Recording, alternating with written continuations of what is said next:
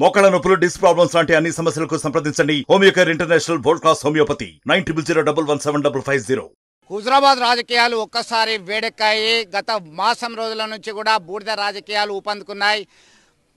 MLA Kaushik Reddy మంత్రి Ponnam ప్రభాకర్పై fire అవుతూ కొన్ని ఆధారాలు చూపే ప్రయత్నం చేశారు. యాష్ ప్యాండ్ ఎన్టీపీసీ నుంచి వచ్చేటువంటి బూడిదలో కుంభకోణం జరుగుతుంది, అక్రమాలు జరుగుతున్నాయని ఆరోపిస్తున్నారు. దీనిలో ప్రమాణాల వరకు వెళ్ళింది. ప్రస్తుతం మనకి అందుబాటులో ఎమ్మెల్యే ఉన్నారు. చెప్పండి, మీరు ప్రధానమైనటువంటి ఆరోపణలు చేశారు, వాళ్ళు ఒకటే చేస్తున్నారు, లీగల్ నోటీసులు సైతం మీకు పంపారు. ఇలా ఆయన చేసే పొన్నం ప్రభాకర్ గారు చేసే ఇల్లీగల్ యాక్టివిటీస్ని లీగల్ నోటీస్ ద్వారా నోరు మూపించుకోవాలనుకుంటే ఆయనతో కాదు, ఆయన తాతమ్మతో కాదు, జేజమ్మతో కాదు. నంబర్ 1, నేను స్ట్రేట్ క్వశ్చన్ అడిగిన, ఆధారాలతో చూపించిన. ఇలా చాలా తెలుగు ఏం మాట్లాడుతున్నారంటే అది ఫ్రీగా పోతుంది యాష్ కాబట్టి దానికి వేబిల్ ఉండదు అంటున్నారు. అరే ఇంత చిన్న పిల్లగానిలక్క మాట్లాడతాడని నేను అనుకోలే. ఇలా ఒక్కటే చెప్తున్నా, ఇలా జిఎస్టీ వేబిల్ గురించి నేను మాట్లాడట్లేదు, వేట్ వేబిల్ గురించి నేను మాట్లాడుతున్నా. ఇలా వేట్ వేబిల్ అనేది ఇలా ఆర్టీఆర్ నామ్స్ ప్రకారం 16 టైర్ లారీ ఉంటే 34 టన్స్ పోవాలి, 14 టైర్ లారీ ఉంటే 32 టన్స్ పోవాలి, ఇలా 12 టైర్ లారీ ఉంటే 29 టన్స్ పోవాలి. ఇది నేను సృష్టించింది కాదు, ఇది ఆర్టీఆర్ నామ్స్. ఇది ట్రాన్స్పోర్ట్ డిపార్ట్మెంట్ ఒక చట్టం చేసిండ్రు, దాన్ని ఆర్టీఆర్ నామ్స్ చెప్తున్నాం మీకు. అట్లాంటిది 34 టన్నులది పోయి 80 టన్నులు పోతున్నది. డబ్బులు ఎందుకు పోతుంది? నీకు ఇంట్రెస్టే లేకపోతే ఒక బాధ్యత కలిగా శాసనసభ్యునిగా నేను నీ మీద 100 కోట్ల ఆరోపణ స్కామ్ నేను చేసినప్పుడు నువ్వు ఆ లారీలు అనేటి ఓవర్లోడ్ పోకుండా ఎందుకు కంట్రోల్ చేస్తారు? ఆ లారీ అనేది నువ్వు తీసుకొని పో, మీకు చట్టం ఎట్లున్నదో 34 టన్స్, 32 టన్స్, 29 టన్స్ లారీలు వేసుకొని తీసుకొని పోండి, మాకు అభ్యంతరం లేదు దాని మీద. కానీ దీని మీద తీసుకపోతుంటే నువ్వు స్పందించకపోవడానికి దీంట్లో మతలబ్ ఏంటిది? అది నాకు జవాబు చెప్పాలి కదా. నేనేం చేసినా, నేను అది చేసిన ఈ అధికారులు ఏమైనా స్పందిస్తారేమో అని నేను వేచి చూసిన. ట్రాన్స్పోర్ట్ ప్రిన్సిపల్ సెక్రటరీ గారికి కంప్లైంట్ చేసిన, ట్రాన్స్పోర్ట్ కమిషనర్ గారికి కంప్లైంట్ చేసిన, డిటీసీ గారికి కంప్లైంట్ చేసిన, ఆర్టీఓలకు కంప్లైంట్ చేసిన. ఎవరూ స్పందించకపోతే నన్ను ఏం చేయమంటారు? దాని తర్వాత నాకు ఉల్టా లీగల్ నోటీస్ పంపుతుండు. నేను చెప్పింది నిజం, చేసేది ఇల్లీగల్ యాక్టివిటీస్, చేసేది లంగదందా, చేసేది లంగదందా. చేసిన లంగదందా చేసినప్పుడు నాకు లీగల్ నోటీస్ పంపించేస్తా అంటే ఎట్లుండాలి? సరే, ఇవాళ వెంకటేశ్వర స్వామి మనందరం కూడా దేవుని నమ్ముతాం. నేను ఈవెన్ పొన్నం ప్రభాకర్ గారు వెంకటేశ్వర స్వామిని నమ్ముతాడు. ఇద్దరం కలిసి రేపు టెంపుల్లో పోదాం తడి బట్టలతోని. నువ్వు చెప్పు, నీకు దీంట్లో ఫ్లై యాష్లో ఓవర్లోడింగ్లో నీ కమిషన్లు నీకు వస్తలేమని చెప్పు, నీకు ప్రమాణం చేయి. నీకు టికెటింగ్ స్కామ్లో మా క్రిషాంక్ గారు చేసిన దాంట్లో కూడా నీ కమిషన్లు వస్తున్నాయని ప్రమాణం చేయి. ఇవి నువ్వు ప్రమాణం చేయి.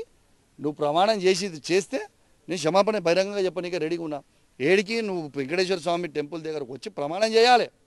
చేస్తేనే మేము క్షమాపణ చెప్తాం. ఉద్యోగాలు ఇప్పిస్తా అని గతంలో ఇసుక యజమానులు ఇసుక అక్రమ రవాణా చేసినప్పుడు మీరు వసూళ్లు చేశారని చెప్పేసి కాంగ్రెస్ పార్టీ నేతలు ఆరోపిస్తున్నారు. ఒకటి.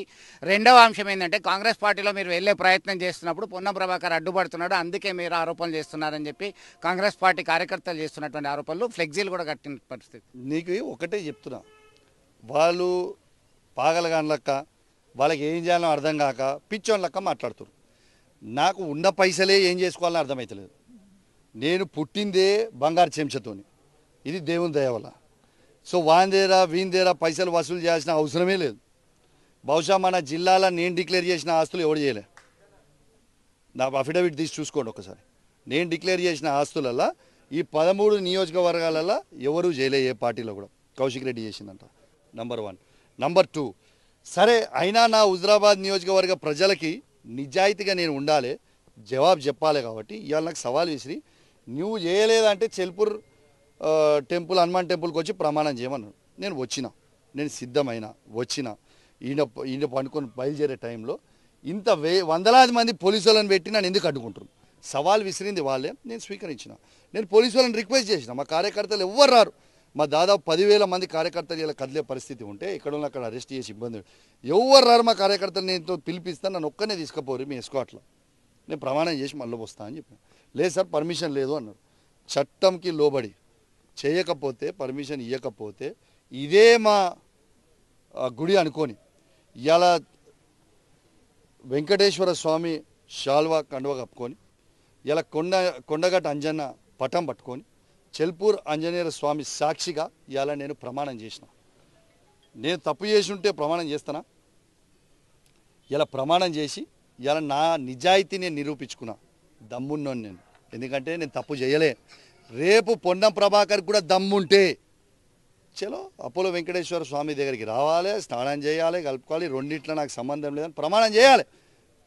మేము క్షమాపణ చెప్తాం అని జవాబు సరిగా ఇస్తే. అంటే మీరు చేసినటువంటి పొన్నంపై చేసిన సవాల్ నేపథ్యంలోనే ప్రణవ్ ఇక్కడ కాంగ్రెస్ పార్టీ ఇన్ఛార్జ్ మీ మీద సవాల్ విసిరడం జరిగిందంటారా మీరు? చిన్నపిల్లల గురించి నేను మాట్లాడా. పొన్నం ప్రభాకర్కి నాకు జవాబు ఇది. పొన్నం ప్రభాకర్కి ఏమైనా ఉంటే నన్ను అడుగు, నేను చెప్తా.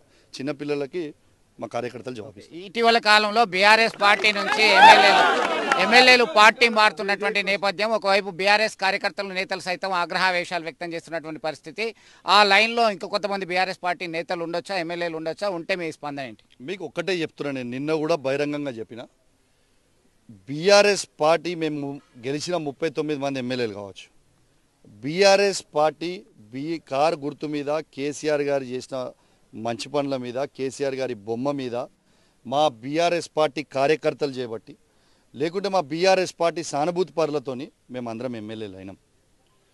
ఖచ్చితంగా మన అందరం కూడా ఎవరో ఒక 4 5 హౌలగాలు ఎమ్మెల్యేలు, అమ్ముడు పోయే చుతగాలు ఉంటే పోనీ, మాకు ఫరక పడేది ఏం లేదు. మేము ఎమ్మెల్యేల కంటే ముందు మేము బీఆర్ఎస్ పార్టీ కార్యకర్తలం, బీఆర్ఎస్ పార్టీ జెండా మోసే వ్యక్తులం, కేసీఆర్ కోసం ప్రాణం ఇచ్చే వ్యక్తులం. ఇలా లక్షలాది మంది కార్యకర్తలు ఉన్నారు మాకు. ఇలా వేలాది మంది ఎంపీటీసీలు, జెడ్పీటీసీలు ఉన్నారు, సర్పంచ్లు ఉన్నారు, వేలాది మంది ఎంపీపీలు ఉన్నారు, వందలాది మంది మున్సిపల్ చైర్మన్లు ఉన్నారు, వందలాది మంది కౌన్సిలర్లు ఉన్నారు, ఇలా వందలాది మంది మాజీ ఎమ్మెల్యేలు ఉన్నారు, వాళ్ళు మాజీ ఎంపీలు ఉన్నారు, మాజీ ఎమ్మెల్సీలు ఉన్నారు, తెలంగాణ సాధించిన కేసీఆర్ గారు ఉన్నారు. ఇంత బలమైన పార్టీగా మేము ఉన్నాం. ప్రజల పక్షాన కొట్లాడతాం. ఎవడో ఒక్కడికి పోతే ఏం ఫరకపడేది ఏం లేదు.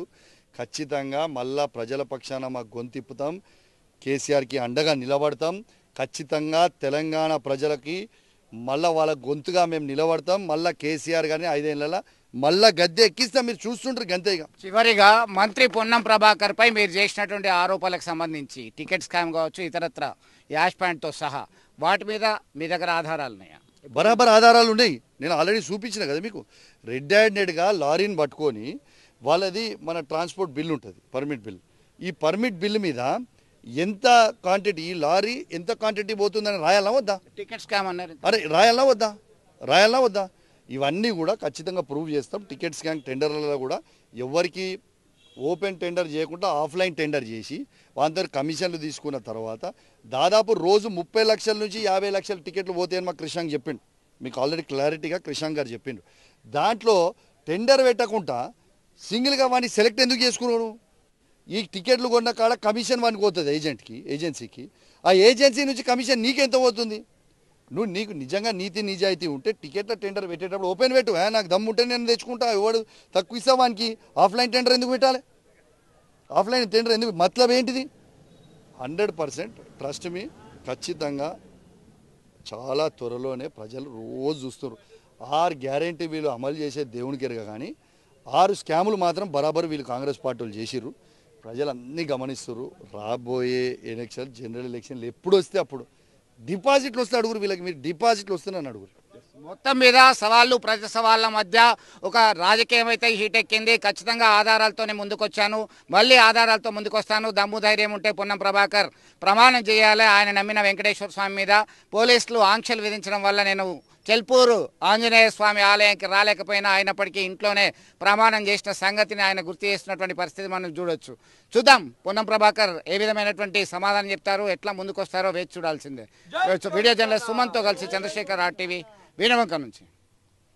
మరిన్ని వీడియోస్ కోసం ఛానల్ ని సబ్స్క్రైబ్ చేయండి. లేటెస్ట్ అప్డేట్స్ కోసం వాట్సాప్ ఛానల్ ని ఫాలో చేయండి. అండ్ లింక్ డిస్క్రిప్షన్ లో ఉంది.